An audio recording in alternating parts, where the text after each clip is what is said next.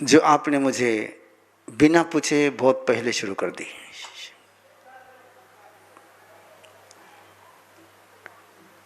एक ऐसे स्कूल में, ऐसे कॉलेज में आपका स्वागत है कि जिसमें आपने एडमिशन पहले ले लिया है।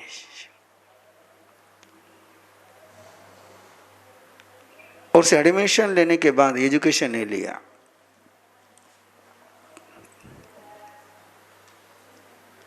एक ऐसे स्टूडेंट के रूप में मैं आपका स्वागत करता हूं कि जिसको एडमिशन की तो बहुत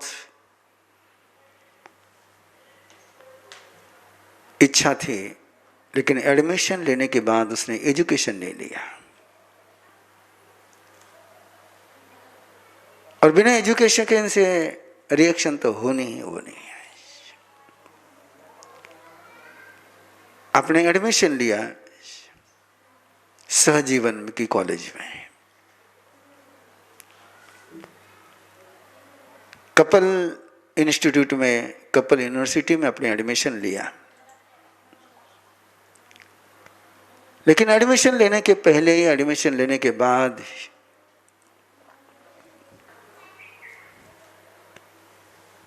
एक काम करते हैं हम लोग कि मैं निरंतर बोलता जाऊंगा, जितना आपके पास नेटवर्क के कारण से नहीं पहुंचना हो उसको बाद में आप डिस्कनेक्ट होने के कारण से कई वाक्य छूट जाते हैं, इसलिए मैं कंटिन्यू बोलता जाऊंगा। बाद में आपके पास रिकॉर्डिंग पहुंच जाएगी, उसको आप सुन लेना, देख लेना। मैं ये पूछ रहा था आपसे कि आपने मैरिज, कॉलेज, कपल लाइफ में एडमिशन लिया, उसका सिलेबस आपने देखा क्या? कि दूसरे के साथ कैसे रहना, इसकी आपने कभी ट्रेनिंग ली क्या? स्वयं के पांवों से चलना तो माँ बाप से सीखा है,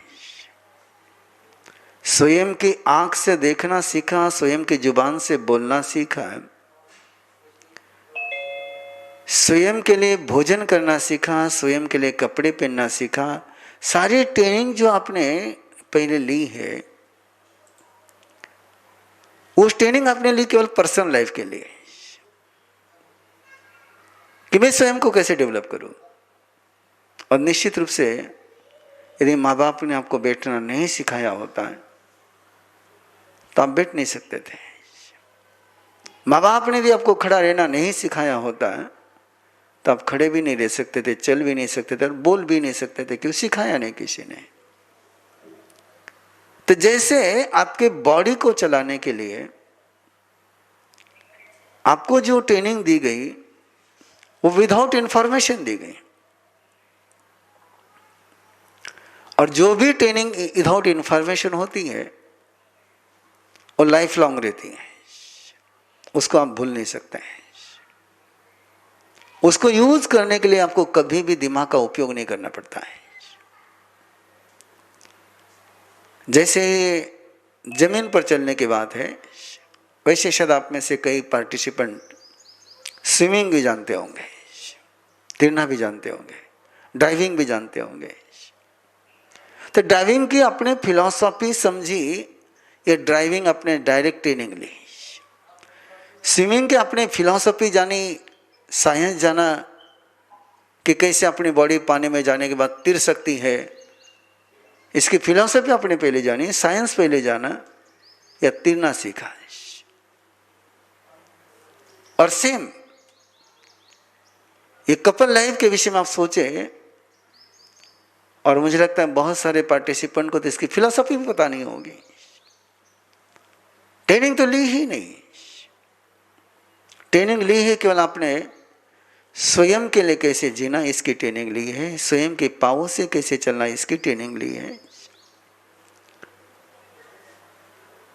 स्वयं के लिए कैसे जीना इसी की ट्रेनिंग आपको मिली है। और वो भी परफेक्ट हुई या नहीं हुई वो आप जाने, लेकिन दूसरे के साथ कैसे जीना, दूसरे के साथ कैसे लड़ना इसकी तो ट्रेनिंग आपने ले ली, दुश्मन के साथ कैसे फाइट करना इसकी भी ट्रेनिंग आपके पास है, दूसरे के साथ चीटिंग कैसे करना इसकी भी ट्रेनिंग आपके पास है।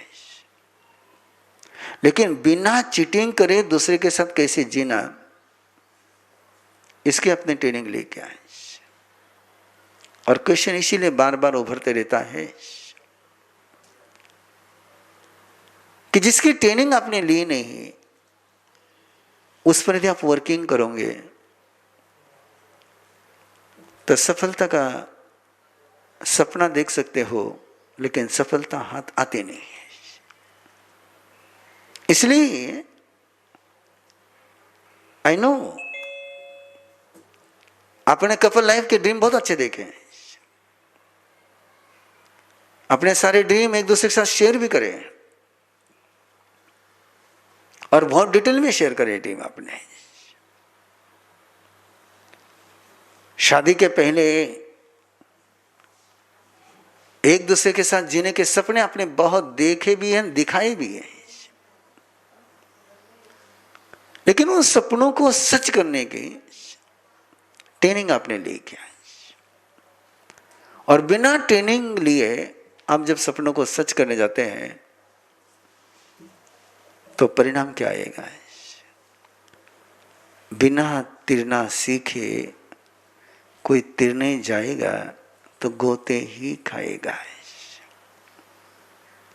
और मैक्सिमम आज जो पूरे दुनिया में, पूरे वर्ल्ड में प्रॉब्लम चल रहा है, मैक्सिमम प्रॉब्लम किसी रिलेशन में है।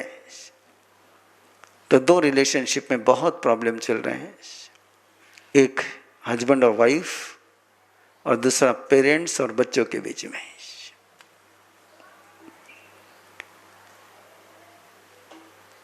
शायद आपका भी ये सेंटेंस रहा, मुझे समझ में नहीं आता तेरे साथ कैसे बोलना है। नहीं आता समझ में, सब कुछ कर लिया तुम्हारे मन जैसा, लेकिन फिर भी तुम राजी नहीं हो। ये सेंटेंस नहीं बोला हुआ कपल हाथ ऊपर कर सकता है।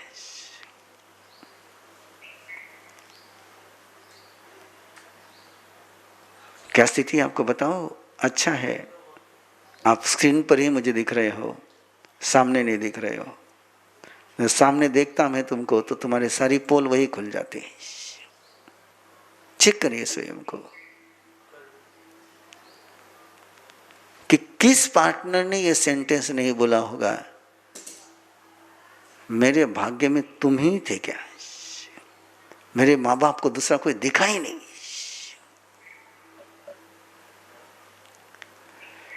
ये तो मैं हूं जो निभा रही हूं, मेरी जगह और कोई होती तो पता नहीं कब के भाग के चली जाती।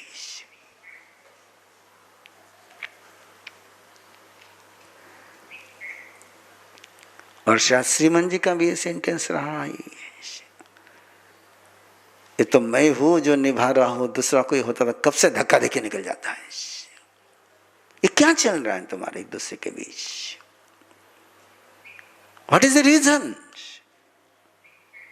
शायद आप में से तो शादी के पहले बहुत सारे लोगों ने जन्म पत्री भी मिलाई होगी।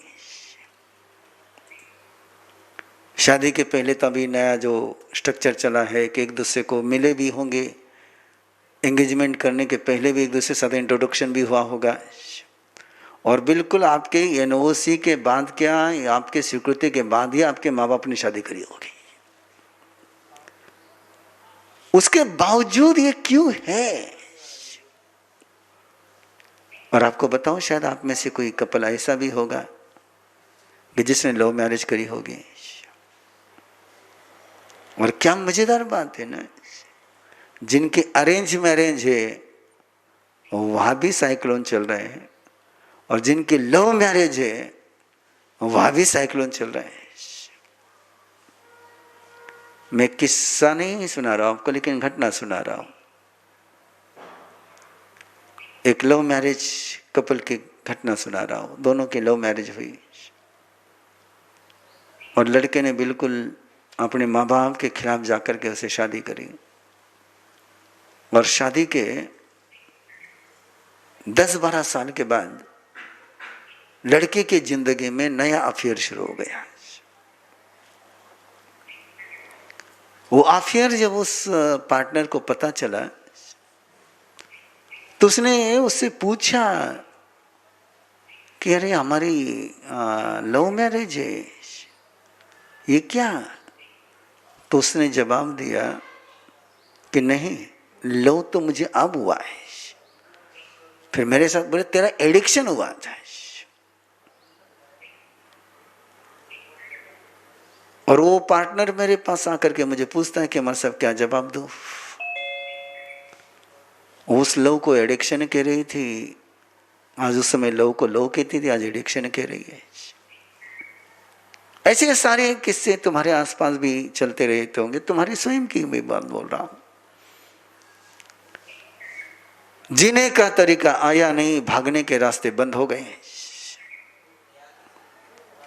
छोड़ के जा नहीं सकते और साथ में जी नहीं पाते, और फिर वापस सोचते हैं कि कहाँ अपने ग्रह में कुछ गड़बड़ी है, अपने भाग्य में गड़बड़ी है। लेकिन मुझे लगता है कि ना तो भाग्य में गड़बड़ी है, ना कुंडली में गड़बड़ी है, ना आप में गड़बड़ी है। गड़बड़ी है तो केवल एक बात में है कि उस गाड़ी को आप चला रहे हैं कि जिस गाड़ी को चलाने की आपने ट्रेनिंग ही नहीं ली है। और बिना ट्रेनिंग के कभी भी किसी को चलाओगे तो ट्रेजेडी और एक्सीडेंट तो होने ही होने हैं। इसलिए ब्लिसफुल कपल का ये ट्रेनिंग सेशन एक सन्यासी ने शुरू किया तुम्हारे लिए। आप तो बहुत समझदार लोग हो, आपकी बुद्धिमत्ता तो मुझे, आप यहां पर आ गए उसी दिन पता, उसी समय पता चल गई।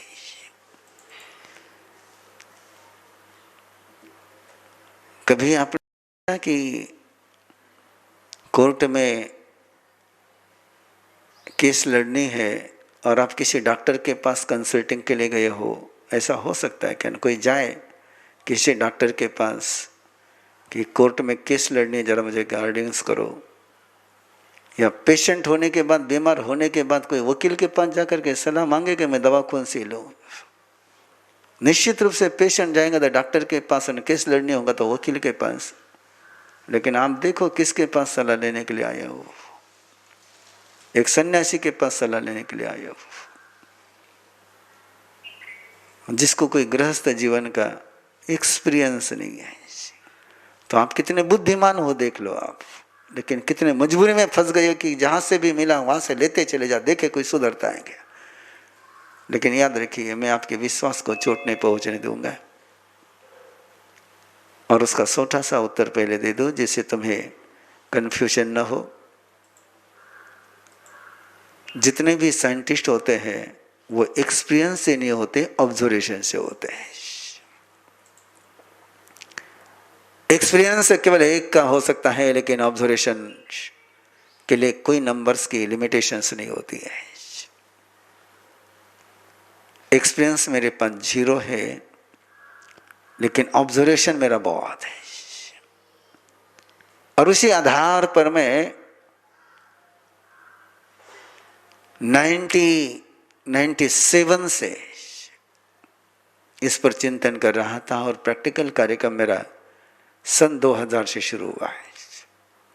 कि मुझे हमेशा एक सवाल रहता था मन में कार्यक्रम शुरू करने के पहले, कि प्यार से शुरुआत करने वाले एक दूसरे के ऊपर फाइटिंग करते क्यों है? मुझे समझ में नहीं आया।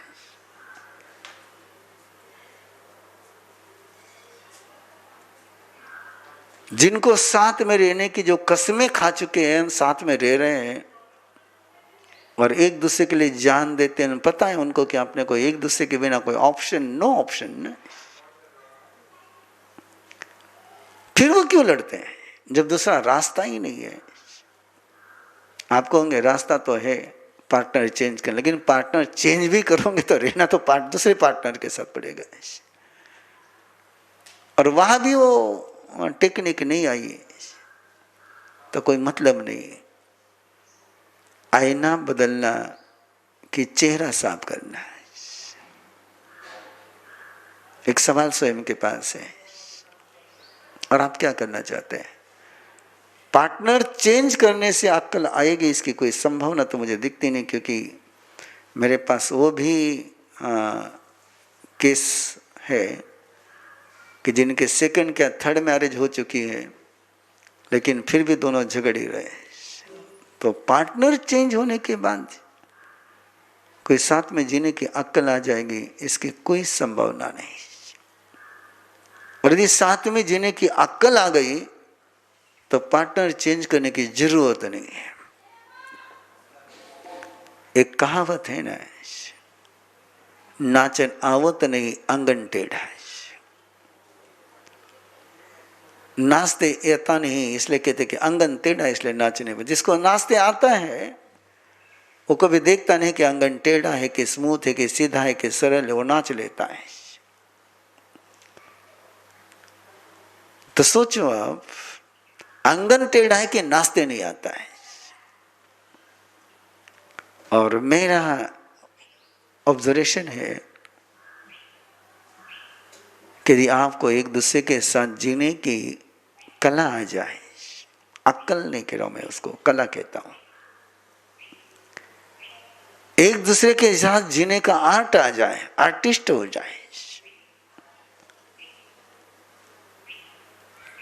तो जिस रिश्ते को जीने वाले भारत में योगी लोग जिनको याद करते हैं वो सीताराम है,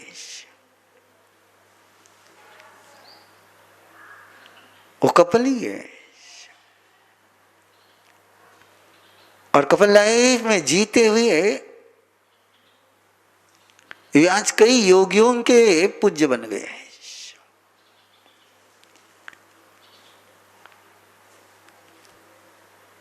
24 तीर्थंकरों में 20 तीर्थंकर कपिल लाइफ जी करके ही दीक्षा लेते हैं।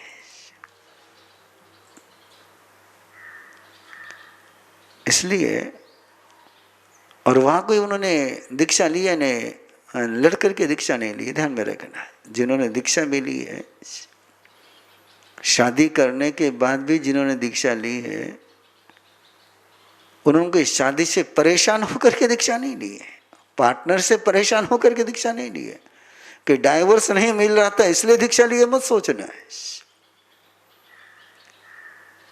उस समय भी जब उन्होंने दीक्षा ली, सन्यास के रास्ते पर चले हैं, तो प्रेम से ही चले, स्नेह से ही चले।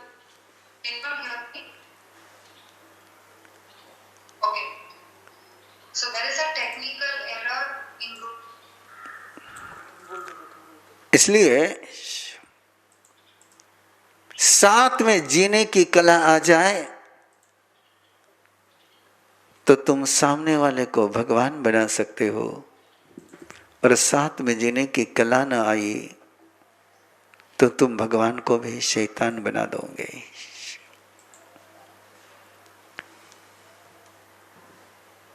मटेरियल में टेस्ट नहीं होती है, वही गेहूं का आटा होता है, वही पानी होती है, वही गैस होता है, वही तवा होता है, लेकिन एक हाथ से उतरी हुई रोटी में कुछ स्वाद जुदा ही होता है, और एक हाथ से उतरी हुई रोटी में स्वाद कुछ अलग ही होता है। मटेरियल तो वही है, मटेरियल में कोई अंतर नहीं है। मेरी कमेंट्स को अलग मत लेना। मैं कई बार गोष्ठी करते करते आपके पास तो कमेंट्स नहीं पहुंचाता हूं, लेकिन साथ में जो संत रहते हैं उनको कहते रहता हूं कि इसको आटा भी वसंत नहीं आया है, इसके श्रीमान जी कैसे खाते होंगे भगवान जाने। मैंने कहा नहीं, तुम्हारे पास नहीं बोल रहा मैं, मेरे बांडले पर ही बोलता हूँ। और किसकी रोटी पर ये कमेंट्स करी वो तुमको पता भी नहीं चलेगा, लेकिन मुझे खाते समय पता चल जाता है। अब आटा तो वही है, लेकिन स्वाद आटे का नहीं होता है, स्वाद रसोई बनाने के कला का होता है। मटेरियल से टेस्ट आती तो बात ही कुछ और होती। बिना मटेरियल के भी टेस्ट आ सकती है यदि बनाने की कला हो तो। आपको क्या लगता है, आपको एक दूसरे के साथ जीने की कला आपने कभी सीखी है क्या?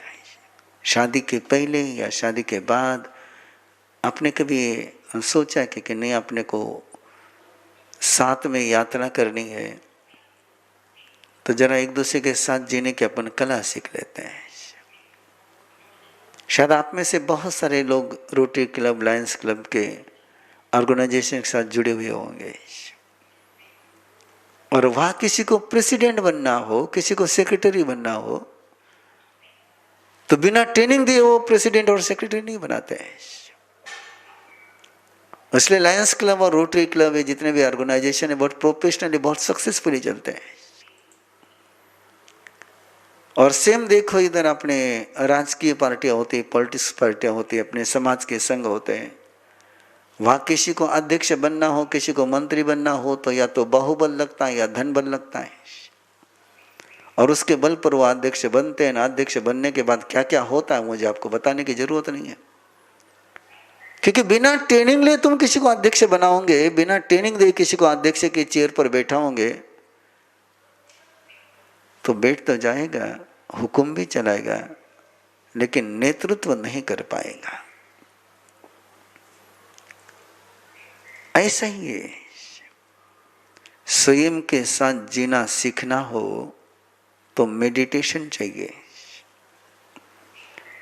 स्वयं के पांवों से चलना हो तो चलने की ट्रेनिंग लगती है, लेकिन स्वयं के साथ जीना हो तो उसको कहते हैं कि आत्म संवाद की, सेल्फ डायलॉग। मेडिटेशन को कहते हैं स्वयं के साथ बात करने की कला। और दूसरों के साथ जीना हो तो उसके चाहिए रिलेशन।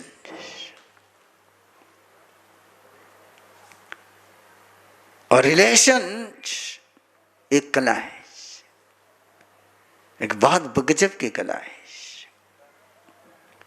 तीर्थंकर परमात्मा प्रभु महावीर तो इतनी गंभीर बात कहते हैं, इतनी गजब की बात कहते हैं कि जिसको दूसरे के साथ जीने की कला आ गई उसके जीवन के सारे दुख समाप्त हो गए। और वो 10 सूत्र बताते हैं, 10 स्टेप्स दूसरों के साथ जीने की कला के।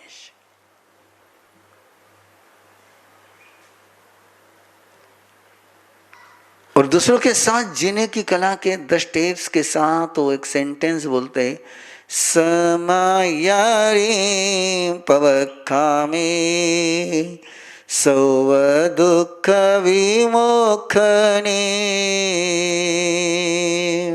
जम चरितानम ने गंथा तिन्ना संसार सागरम।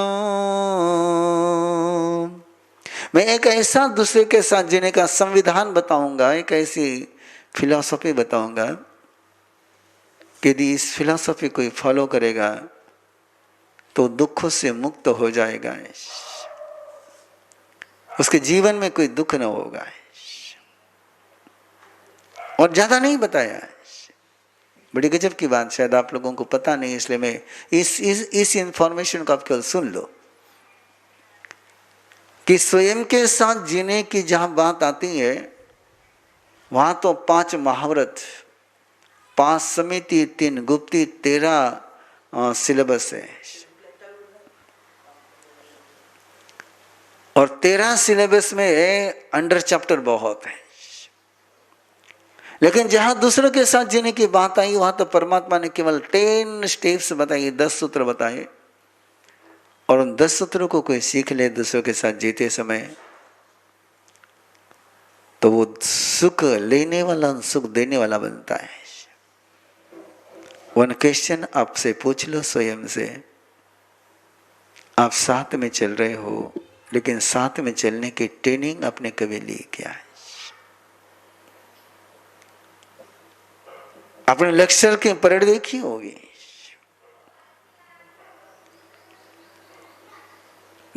लश्कर की परेड देखी होगी, स्वतंत्र दिवस पर, प्रजासत्ताक दिन पर जो परेड निकलती है, और वो परेड देख करके कितना अच्छा लगता है ना, क्या मजा लगती है, वाह।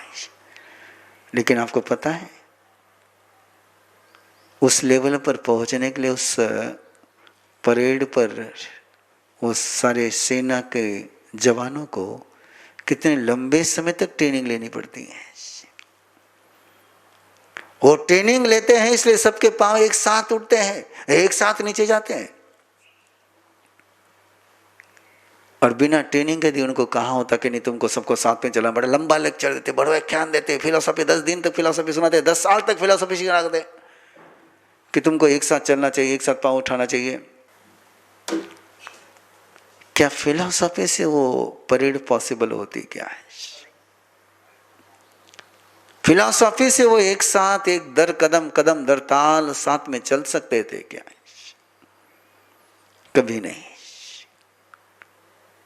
और आपको केवल फिलॉसफी सुनाई जाती है। जब भी आप में कभी झगड़ा होता होगा तो समझाने वाले थे, जना प्रेम से रेवो ना, प्रेम से रेवो ना तो अच्छो रेला ना, एक दूसरे ने समझने लेवो ना, फिर एक दूसरे की कमियां तो स्वीकारनी पड़े ना। ये सारी क्या सिखाई जाती है आपको? फिलॉसफी सिखाई जाती है।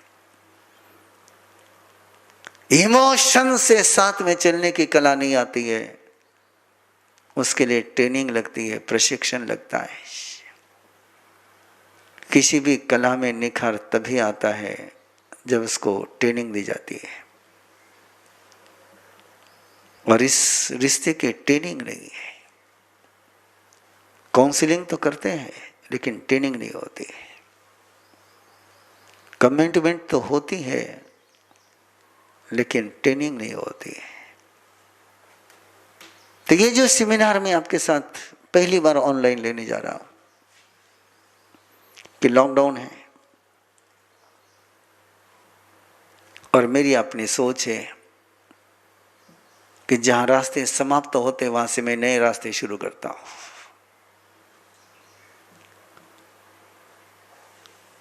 आप लोग क्या करते हो? रास्ते बंद हो जाए तो पीछे लौटते होंगे या माथे को हाथ लगा करके पीटते होंगे। और मैं कहता हूं कि जहां रास्ते बंद हो गए वहां नया रास्ता बनाने का सौभाग्य मिला, नया रास्ता बनाओ। तभी लॉकडाउन है, गैदरिंग की मना है, और मैं खुश हो गया। गैदरिंग की मना इसलिए मैं खुश हो गया कि चलो इनको घर में ही कैच किया जा सकता है, यहां आने की जरूरत नहीं है।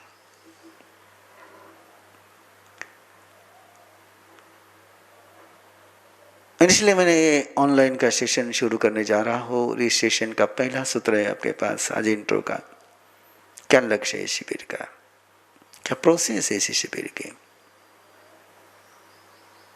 ये कोई साइंस का एक्सप्लेनेशन नहीं होगा या कोई लेक्चर आपको नहीं दिया जाएगा। लेक्चर के लिए शिविर है भी नहीं कि लेक्चर तो शायद आपके पास बहुत पहुंच गए होंगे और शायद बुक्स भी बहुत पहुंच गई होगी। चिकन सूप द सोल, उसकी भी सीरीज बहुत सारी निकल गई है और उसमें कपल की भी है। लेकिन उस बुक को पढ़ करके कोई वैसा चिकन हो जाए तो मजा आ जाए। पढ़ करके दुनिया सुधर जाती, प्रवचन सुन करके दुनिया सुधर जाती, तो कानून और कोर्ट की चलाने की जरूरत ही न होती।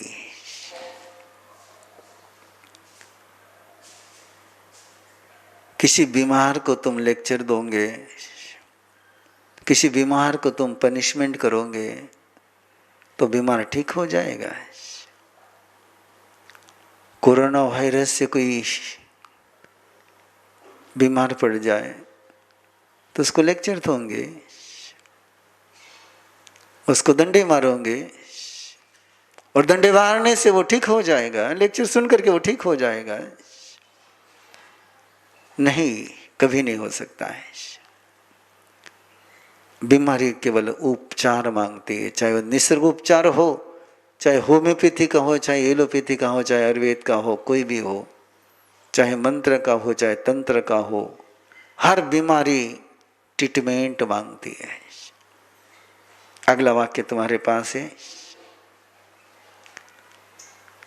चाहे तन बीमार हो, चाहे मन बीमार हो, चाहे रिश्ता बीमार हो, ट्रीटमेंट ही लगती है। लेक्चर काम में नहीं आता है, पनिशमेंट काम में नहीं आती है, अंडरस्टैंडिंग काम में नहीं आती है। अरे तू समझ लेना, चल तो रे बेसो नहीं काम में आवे। एडजस्टमेंट काम में नहीं आती है, और मैं एडजस्टमेंट के सख्त खिलाफ हूं।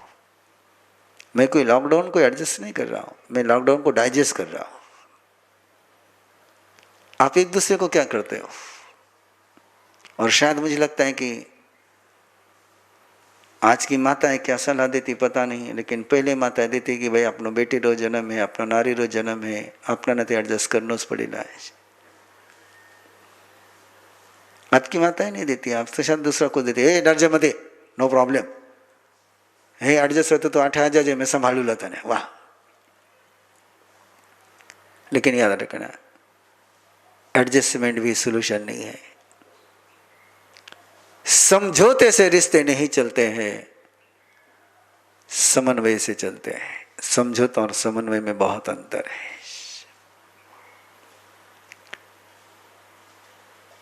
एडजस्टमेंट नहीं तो डाइजेस्टिंग होना चाहिए, और डाइजेस्ट करने के अपने पास कला होनी चाहिए, और उसकी ट्रेनिंग यहाँ पर होगी।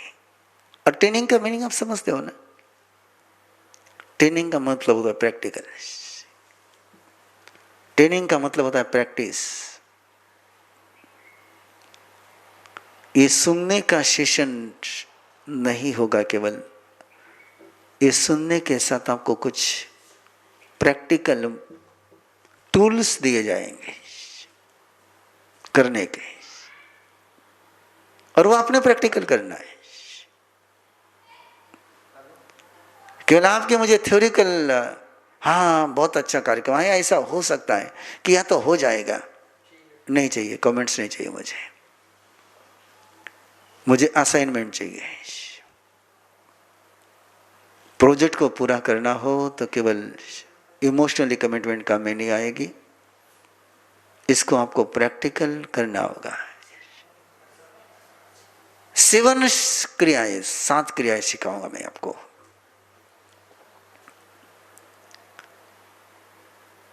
7 एक्सरसाइज समझ लो, 7 पोस्चर समझ लो।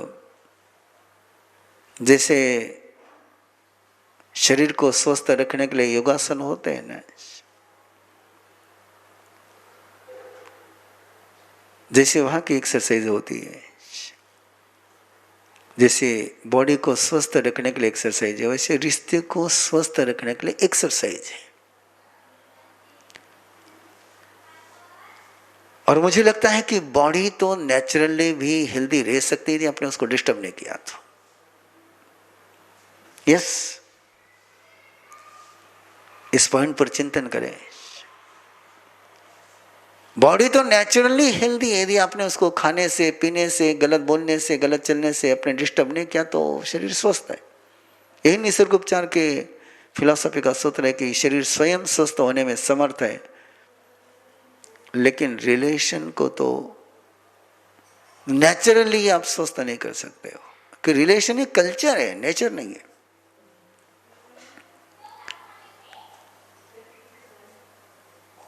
रिलेशन एक कल्चर है, नेचर नहीं है। और यदि कल्चर को कोई ये समझेगा कि नेचर से कल्चर आएगा, नहीं। बड़े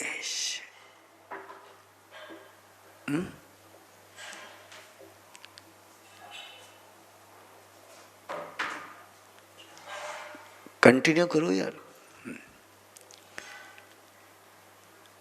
ये टेक्निक का मामला है, टेक्निक के कारण से थोड़ा सा बीच में कम्युनिकेशन में गैप आता है ना। वैसे आपके भी परस्पर के टेक्निक में कुछ गड़बड़ी है, उस कारण से आपका कम्युनिकेशन बराबर नहीं हो रहा है ना। तो जैसे मशीन की टेक्नोलॉजी, वैसे रिश्ते की भी एक टेक्नोलॉजी है। तो टेक्नोलॉजी होनी चाहिए, और रिलेशन की टेक्नोलॉजी। और किसी भी टेक्नोलॉजी में आपको परफेक्ट होना हो तो उसकी प्रैक्टिस आपको करनी पड़ेगी। तो रिलेशनशिप को एक्सरसाइज की 7 टिप्स आपको सिखाऊंगा। आप चाहो तो उसको प्रैक्टिकल करोगे, और चाहो तो आप केवल सुन करके छोड़ दोगे, क्योंकि ऑनलाइन सेशन है। जब इनलाइन होता है, सामने होता है, तो तब तो मैं सामने प्रैक्टिस करा लेता हूं। अब ऑनलाइन की प्रैक्टिस आपके ईमानदारी पर है। आप ईमानदारी से करोगे तो ईमानदारी के रिजल्ट आपको मिलेंगे, और ईमानदारी से नहीं करोगे तो उसके रिजल्ट नहीं मिलेंगे। डॉक्टर दवा दे सकता है, लेकिन खाना तो आपको ही पड़ेगा। यह थोड़ा वाक्य चेंज कर रहा हूं,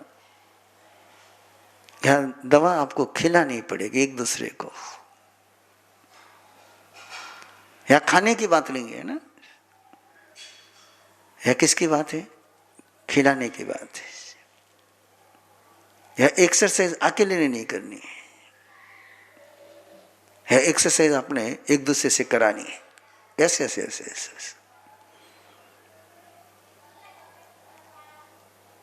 बोलो भला, आपका आवाज मेरे पास पहुंचे या नहीं पहुंचे, लेकिन आपके पार्टनर के पास तो पहुंच ही जाएगा। जो एक्सरसाइज में यहां सिखाऊंगा वो एक दूसरे से करा लोगे क्या? या जो एक्सरसाइज दे रहा हो वो स्वयं करने के लिए नहीं, कराने के लिए। या जो खाना परोसा जाएगा वो खाने के लिए नहीं खिला परोसा जाएगा, वो खिलाने के लिए परोसा जाएगा। रिलेशनशिप की एक छोटी सी कहानी याद रखना, बड़ी प्यारी कहानी है, पुराण की कहानी है, लेकिन कहानी में रहस्य बहुत गहरा है। कहते हैं कि ब्रह्मा ने एक बार दावत दी, भोजन दिया, पार्टी दी, और पार्टी के लिए देवताओं को भी बुलाया और राक्षसों को भी बुलाया। और ब्रह्मा की यहाँ की पार्टी तो दोनों बड़े मस्ती से आ गए। और जहां डाइनिंग हॉल था, जहां खाना खाना था, उसके दरवाजे पर ब्रह्मा ने एक व्यवस्था कर दी। एंट्री करने के पहले दोनों के दोनों हाथों को प्लास्टर कर दिया, एल्बो के पास एल्बो को प्लास्टर कर दिया कि एल्बो बेंड नहीं हो सके, और उनको अंदर भेज दिया, प्लास्टर करके अंदर भेज दिया। बोले खाना खाओ। बोले अब एल्बो को प्लास्टर लग जाए, दोनों एल्बो को प्लास्टर लग जाए, और भोजन में जो हमारी भारतीय परंपरा का बड़ा पवित्र डिश है, वो खीर बनी हुई थी। बिल्कुल जिसकी स्मेल आ रही थी, इतनी मस्त स्मेल आ रही कि जिसको भूख नहीं लगी तो उसको भी भूख लग जाए। और सबको खीर थाली में परोसी गई और खाने के लिए कह दिया गया उनको। और दानव राक्षसों ने काम किया, दोनों हाथों से थाली उठाई और पॉट उठाया और ऊपर पकड़ा, और मुंह ऊपर कर करके धार अपने मुंह में छोड़ने के प्रयास कर रहे हैं। अब आपको पता है कि खीर की धार और वो गर्मा गर्म, मुंह में कितने गई पता नहीं, लेकिन कपड़ों पर और बॉडी पर तो बहुत चले गए। लेकिन देवताओं ने देखा है और उन्होंने एक ही हाथ से काम लिया, 2 हाथ से काम नहीं लिया है। बड़ी मस्ती से काम लिया उन्होंने। चम्मच हाथ में लिया, थाली के साथ चम्मच भी दिया हुआ था, और चम्मच में खीर लेकर के दोनों आमने सामने बैठ गए। देवता लोग आमने सामने बैठ गए और एक दूसरे के मुंह में हाथ पहुंचा दिया। उसने उसको खिलाया, उसने उसको खिलाया, और दोनों ने मस्ती से खा लिया। इसी को परमात्मा ने कहा कि परस्पर उपग्रहो जीवाना। एक दूसरे को खिलाने वाले देवता होते हैं और स्वयं खाने वाले राक्षस होते हैं। रिलेशन का सूत्र इतना ही है। रिलेशन का मीनिंग केवल इतना है कि तुम्हारे एल्बो को प्लास्टर किया गया है, और जब एल्बो को प्लास्टर लगाया जाता है तो हाथ स्वयं के मुंह के पास नहीं जा सकता है। हाथ जाएगा तो केवल सामने वाले के मुंह के पास ही जाएगा। अब सामने वाले के मुंह के पास हाथ खिलाने के लिए भी जा सकता है और थप्पड़ लगाने के लिए भी जा सकता है। आपका हाथ किसके लिए जाता है, आप अपना देख लो। तो यहाँ एक्सरसाइज जो सिखाई जाएगी, जो खाना परोसा जाएगा, वो खाने के लिए नहीं आपके पास, तो खिलाने के लिए। तो मुझे कमिटमेंट आपके चाहिए कि आप लोग एक्सरसाइज एक दूसरे से करा लोगे, और मैं आपको गारंटी दे सकता हूं कि आपने एक्सरसाइज एक दूसरे से करा ली तो 7 सेशन के बाद, 7 सेशन है ना, वो सप्तपदी 7 फेरे तुम्हारे हो गए और 7 फेरे से तुम घेरे में आ गए। ऐसे घेरे में आ गए, ऐसे घेरे में आ गए कि उलझ करके रह गए। लेकिन ये जो 7 स्टेप्स मैं आपको बताऊंगा, उस घेरे में आपको जीने का आनंद देंगे।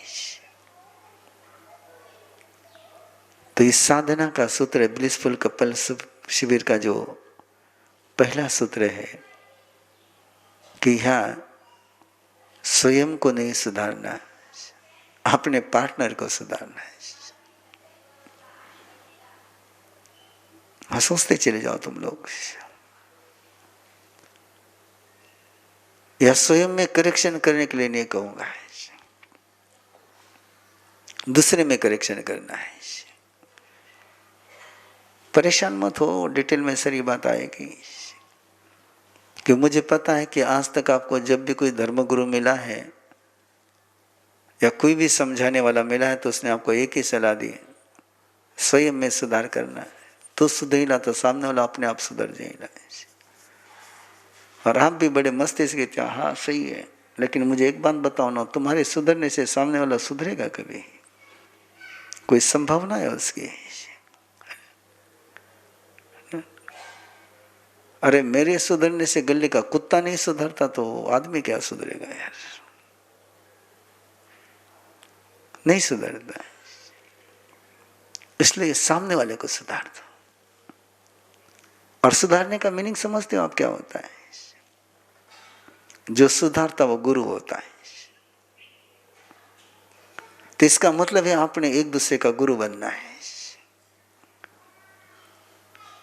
और एक दूसरे का गुरु बनने का दूसरा मीनिंग समझते हो ना? एक दूसरे का चेला बनना है।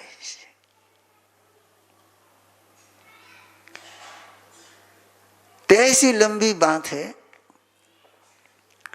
इसलिए आप निश्चिंत हो जाइए। मैं आपको स्वयं को सुधारने के लिए नहीं कहूंगा, लेकिन अपने पार्टनर को सुधारने के लिए कहूंगा। देख लो ना एक बार एक दूसरे की तरफ, लेकिन ध्यान में रखना मैं सुधारने के लिए कहूंगा, लेक्चर देने के लिए नहीं कहूंगा, है ना? या सुधारने की टेक्निक सिखाऊंगा मैं आपको।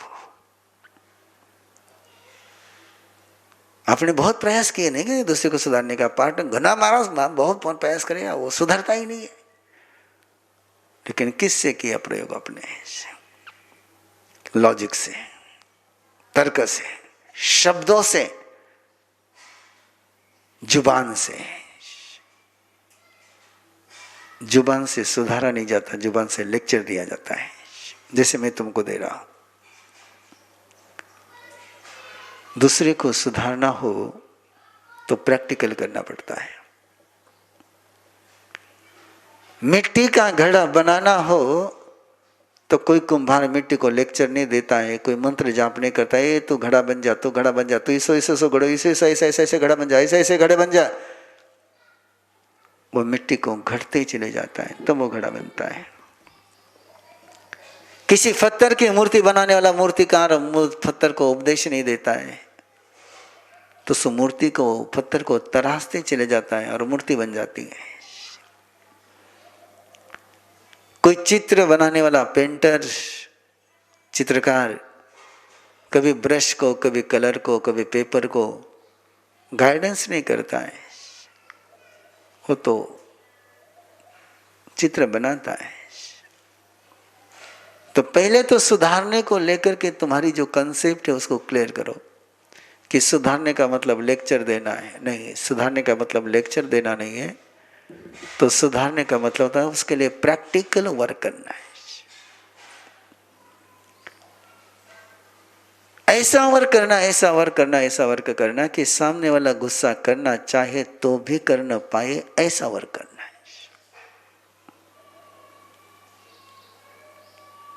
जैसे एक बार मिट्टी का घड़ा कुम्हार के हाथों से घड़ गया, आव में से पक गया और पक कर के बाहर आ गया, फिर वो घड़ा टूट भी जाए, फूट भी जाए, उसमें पानी कितना ही डालो उस मिट्टी का कीचड़ नहीं होता है। क्यों? कि कुम्हार के हाथों से आग से पक कर के बाहर आया है। ऐसा ही आपको एक दूसरे का कुम्हार बनना है, एक दूसरे का मूर्तिकार बनना है। और मूर्तिकार बनने का मीनिंग ध्यान में रखना कि मैं उस पत्थर को उपदेश नहीं दूंगा, मैं गाइडेंस नहीं दूंगा, तो उस पत्थर को मुझे जैसे तराशना है वैसे तराशते चले जाऊंगा। जैसा मूर्तिकार तराशता है वैसी मूर्ति बनती है। अगला भी एक वाक्य है, मूर्ति का सौंदर्य देखते समय किसी को मूर्तिकार की याद नहीं आती है, लेकिन मूर्तिकार को एक समाधान रहता है। तो कपल शिविर, ब्लिसफुल कपल शिविर का मीनिंग होता है मैं मेरे सहयात्री को सयाना बनाऊंगा।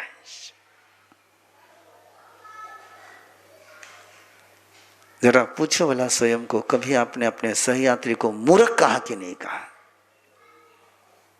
कहा ही होगा, पक्का कहा होगा। तो आपको पता है आपने जब अपने सहयात्री को मूर्ख कहा, उस समय आपने अपने लिए कौन सा भविष्य लिख दिया? उस मूर्ख के साथ आपको रहना है।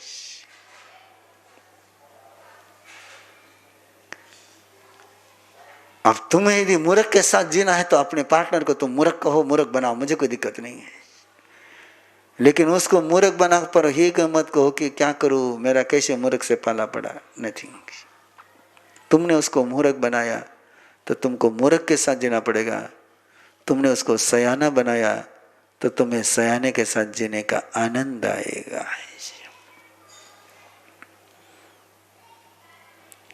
कैसा है मेरा पार्टनर, ये मत सोचना है। रियलिटी क्या है मत देखना है। ये रियलिटी मार्केट नहीं है, ये पॉसिबिलिटी का मार्केट है, ये संभावनाओं का बाजार है। रियलिटी मार्केट में तो जो जमीन है वो परचेस करनी है, उसमें आप क्या कर सकते हो।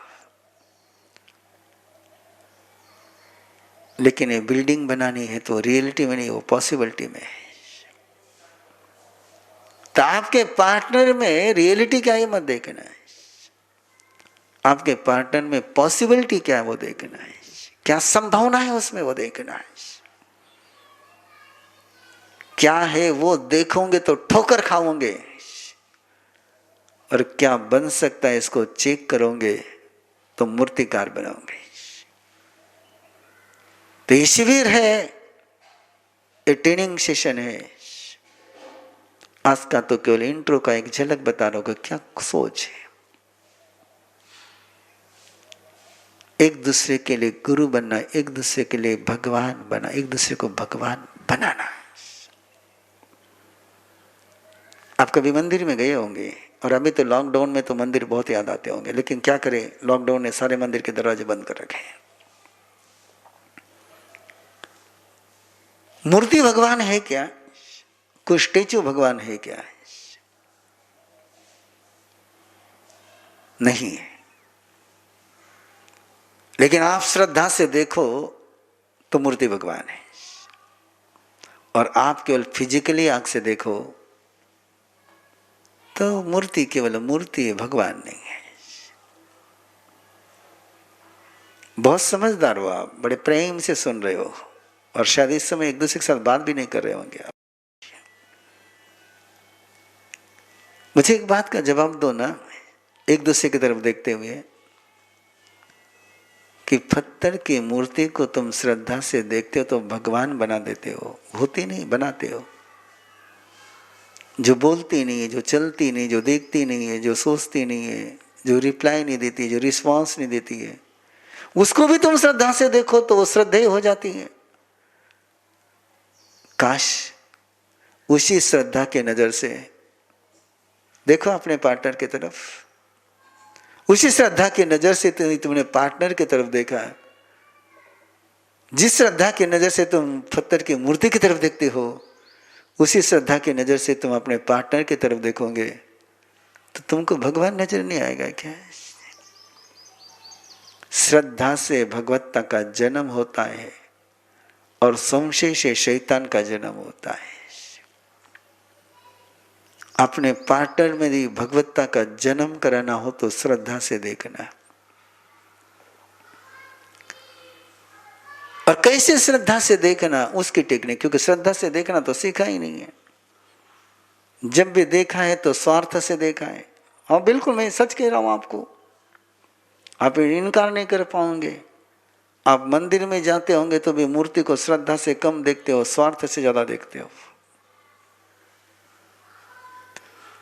जब मंदिर में जाकर के भी आप पर वहां की जो मूर्ति प्राण प्रतिष्ठित करी उसको भी स्वार्थ से देखते हो, तो यहां कौन सी नजर से? आपको श्रद्धा से देखने की नजर, ट्रेनिंग, अपने आंख को ट्रेनिंग ही नहीं दी।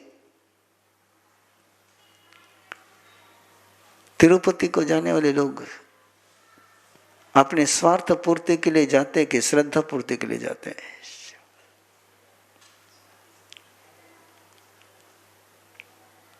पेरेंटिंग शिविर में कई बार बच्चों को लेकर के माँ बाप पूछते कि हमारा सब बच्चा मानता ही नहीं है। और मैं उनको पूछता हूं तुमको गुलाम चाहिए कि बच्चा चाहिए? तुम्हारा हुक्म मानने वाला तो गुलाम हो सकता है। तो जरा सोचो एक बार, आपको श्रद्धा से देखने की ट्रेनिंग मुझे देनी है। आपकी आंख नहीं चेंज होगी, आंख का कैरेक्टर चेंज होगा। बॉडी का कलर नहीं, लाइफ का कलर चेंज होना चाहिए।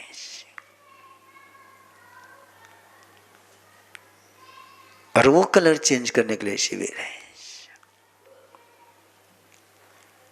बालों को रेनबो कलर में कलरिंग करने के बजाय यदि लाइफ में रेनबो कलर आ जाए तो क्या मजा आ जाए।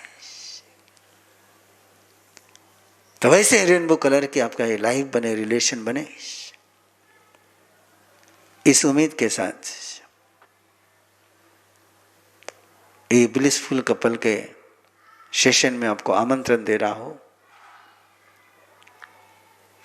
ऑर्गेनाइजेशन कैसे होगा ये तो ऑर्गेनाइजर जाने। मेरा काम तो केवल इतना है कि मैं समय पर आऊंगा, जो कला आपको सिखानी है वो कला मैं आपको सिखाऊंगा। सीखोगे कि सुनोगे? सुनने के लिए स्क्रीन के सामने बैठोगे कि सीखने के लिए सामने बैठोगे? सीखने के लिए बैठोगे तो सीख जाओगे, और सुनने के लिए बैठोगे तो सो जाओगे। सुनते सुनते आदमी कब सो जाता है उसको ही पता नहीं चलता है। इसलिए सीखने के लिए बैठा, और सीखने की पहला सूत्र है कान से नहीं सुनना, आंख से सुनना। सुना नहीं हो तो वापस सुन लो। मेरे तरफ देखते हुए, स्क्रीन पर देखते हुए मेरी आंखों से आंख मिलाते हुए सुनना। और टेक्नोलॉजी ने कितना अच्छा लाभ दे दिया मुझे। इतने लोग मेरी नज़र में नज़र मिला करके प्रैक्टिकल में देखते तो मेरी नज़र का क्या हो जाता पता नहीं। लेकिन स्क्रीन पर की नज़र को तुम देखोगे तो मेरे पर कोई उसका असर होगा नहीं, लेकिन तुम सीख जाओगे। इसलिए सीखने की कला का पहला सूत्र है कि कान से नहीं सुनोगे, आंख से सुनोगे ना। आंख से सुनने का मतलब होता है कि निरंतर मुझे देखते हुए सुनोगे। तुम देखते हुए सुनोगे तो सीख जाओगे। और मैं कोई प्रैक्टिकल टूल्स आपको दूंगा। जिस दिन के लिए जो टूल्स दूंगा वो अपने प्रैक्टिकल एक दूसरे से करा लेना है। और ये कराने की बात है। और यदि आप कराओगे तो रिलेशन किसको कहते हो पता चला जाएगा। रिलेशन का मीनिंग ही है कि मैं सामने वाले के लिए क्या कर सकता हूं। और प्रोफेशन का मीनिंग होता है कि सामने वाला मेरे लिए क्या कर सकता है। बिजनेस में प्रोफेशन होता है और फैमिली में रिलेशन होता है। तो प्रोफेशन के समय अपना सोच लेता है कि वो आदमी मेरे लिए क्या कर सकता है, वो आदमी मेरे लिए क्या कर सकता है। नौकर सोचता है कि मालिक मेरे लिए क्या कर सकता है, और मालिक सोचता है कि नौकर मेरे लिए क्या कर सकता है। और ये सोच जहां चलता है वह नौकर और मालिक का रिश्ता होता है। और जहां ये सोच होता है कि मैं सामने वाले के लिए क्या कर सकता हूं, उसको रिश्ता कहते हैं, उसको रिलेशन कहते हैं। क्या जीना है आपको? यदि प्रोफेशन करना हो रिश्ते का तो मार्केट में चले जाइए। और रिलेशन जीना हो एक दूसरे के साथ का तो इस शिविर को अटेंड करिए प्रैक्टिकली। ओवर हो गया टाइम, 4:10 हो गई है।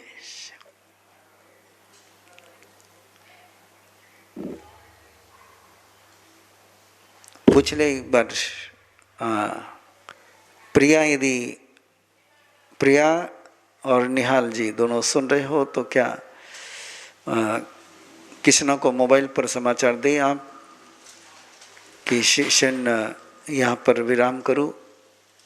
और अगला सेशन कैसे होगा इसकी सूचनाएं आप उनको दें, चाहे अभी दें चाहे जो रजिस्ट्रेशन कर चुके हैं उनके पास आप फोन से पहुंचाए। जैसे भी हो वो टेक्नोलॉजी का सब्जेक्ट आपका है, ट्रेनिंग का सब्जेक्ट मेरा है। और आप ट्रेनी बनकर आओगे तो ट्रेनिंग दूंगा, श्रोता बन करके आओगे तो सुना दूंगा, विद्यार्थी बन करके आओगे तो नॉलेज दूंगा, और प्रैक्टिकल ट्रेनिंग लेने के लिए आओगे तो ट्रेनर बन जाओगे। बस ये मत पूछना कि आप कैसे ट्रेनिंग दोगे, आपको क्या अनुभव है। मैं हमेशा पूछता हूं धोनी का कोच धोनी जैसा खेल सकता है क्या? और बिना धोनी के कोच के धोनी वैसा खेल सकता है क्या? तो मैं कोच हूं, है ना। और मैंने इसके पहले बहुत सारे रिलेशन के धोनी बहुत तैयार करे मैंने, और मेरा शौक भी वही है। तो वेलकम। आपके साथ और भी जिन जिन को आप जोड़ना चाहते जरूर जोड़ें।